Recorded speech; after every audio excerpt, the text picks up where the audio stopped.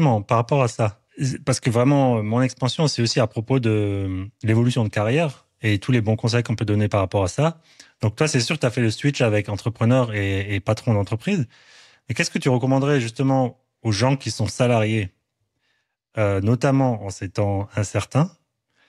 Comment gérer justement, tu vois, le fait de rester compétitif, d'avoir toujours une sorte de edge, je sais pas comment dire en français, mais tu vois ce que je veux dire, d'être vraiment comme plus demandé que demandant en fait, parce que finalement c'est ça qu'on veut quoi.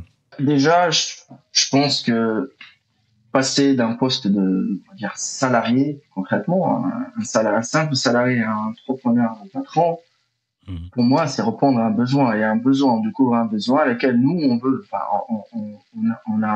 c'est ce qu'on appelle notre petite touche. C'est quoi ta Mhm. petite touche? Qu'est-ce qu'on va rajouter? Qu'est-ce que tu veux proposer? Concrètement, pourquoi? Mhm. Passer en entrepreneur, c'est déjà répondre à la question pourquoi. C'est Mhm. très important. Parce que on se réveille pas le matin en disant voilà, je claque tout Mhm. et pour aller me lancer. Toi, C'est ça c'était pas, venu enfin, d'une constatation d'une certaine frustration. exactement. C'est pour ça que je disais c'était depuis même avant, donc depuis 2017. C'est en fait plusieurs expériences, plusieurs paramètres, plusieurs choses que j'ai constatées sur des projets, dans des studios. J'ai noté certaines, on va dire, Dis-nous tout, lacunes, balance. lacunes. Non, non, non, non, j'ai eu l'occasion de travailler dans des petits studios et des grands studios.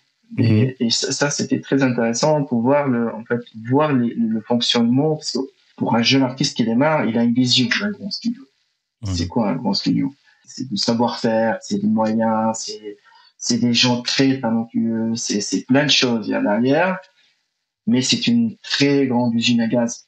Il y a des choses à laquelle, petit à petit, moi, c'est ce que j'ai remarqué, en tout cas, on fait plus attention. Mhm. C'est tellement insignifiant pour un studio de cette taille-là, ou en tout Mhm. cas, ça devient insignifiant. Plus on grandit, plus certaines choses deviennent vraiment insignifiantes à laquelle on fait pas attention. Sauf que moi, je trouve, en tout cas, à mon échelle à moi et dans mon département en tout cas, je trouve que pour moi, c'est immense. C'est énorme. C'est pas des petits trucs. Et ce que tu dis, ça fait référence aussi à toutes les nouvelles startups qui reprennent un peu ce que les gros paquebots, les grosses entreprises historiques. Bon, je pense à Richard Branson quand il s'est attaqué aux airlines. Lui, il est arrivé, il a dit, écoute, je vais rendre ça cool à nouveau parce que là, tout le monde s'en fiche du service qui est rendu, le client est pas du tout mis en valeur, tout le monde est blasé par sa job.